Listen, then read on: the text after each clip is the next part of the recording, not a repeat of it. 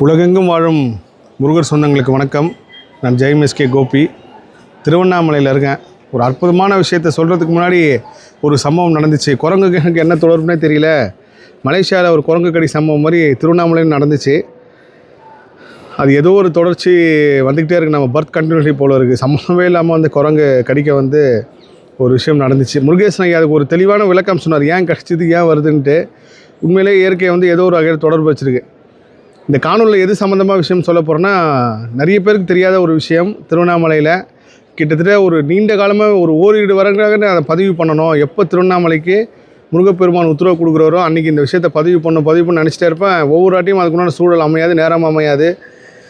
கரெக்டாக நீங்கள் இந்த குரங்கு கடிச்சதுக்கப்புறம் உட்காந்து இல்லை இந்த விஷயத்தை பதிவு பண்ணிடணும் அப்படின்னு சொல்லிட்டு இந்த விஷயத்தை நான் பதிவு பண்ணுறேன்.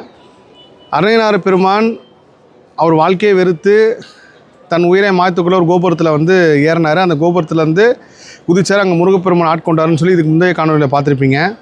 அதே மாதிரி அருணகிரிநாதர் காட்சி கொடுத்த இடம்னு ஒன்று இருக்குது, கம்பத்திலைனார். அங்கே ஒரு தூணை உடைச்சி முருகப்பெருமான் வந்தார். அது எங்கே இருக்குதுன்னு பார்த்தீங்கன்னா, ராஜகோபுரம் மெயின் கோபுரம் வாசலில் உள்ள நுழைஞ்சுன்னா இடது பக்கமாக இருக்கும். எப்படி கம்பத்திலைனார் இருக்காரோ அதே மாதிரி அருணகிரிநாதர் பெருமான் ஃபஸ்ட்டு முருகருக்கு ஒரு விஷயம் உணர்ந்ததுக்கப்புறம் முருகர் அவர் காப்பாற்றினதுக்கப்புறம் வள்ளி தேவனை சமேத சுப்பிரமணிய சுவாமியாக காட்சி கொடுக்குறாரு. அந்த இடம் கோபுரத்திலைனார்னு சொல்லி இங்கே இருக்குது. இந்த கோபுரத்திலைனார் தான் இது வரைக்கும் யாருமே அவ்வளோ தெரியாத ஒரு விஷயம். அது கம்பத்திலைனார், கோபுரத்தில் 2 இடம் இருக்குது. அதில் முதல்ல முருகர் அருணகிரிநாதருக்கு ஞானத்தை கொடுத்து காட்சி கொடுத்த இடம் அது.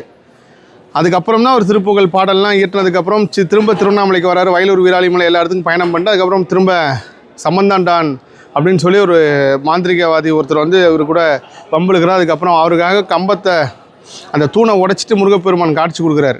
அதுக்கப்புறம் கம்பத்தில் முருகப்பெருமான் கோயில் வந்தார். அது ஒரு பெரிய ஆச்சரியம், அதிசயம். இந்த சம்பவம் இப்போ நடந்த சம்பவம் இதுக்கு உயிர்ப்பாக இன்னும் இருக்கிறது உண்மையிலே பெரிய முருகர் அற்புதம், அதிசயம் தான். ஸோ திருவண்ணாமலைக்கு வரவங்க கடகடன் எல்லாம் பார்க்காம இந்த 2 இடமும் பாருங்கள். முருக பக்தர்கள் எல்லா புகழும் முருகனுக்கே. நன்றி.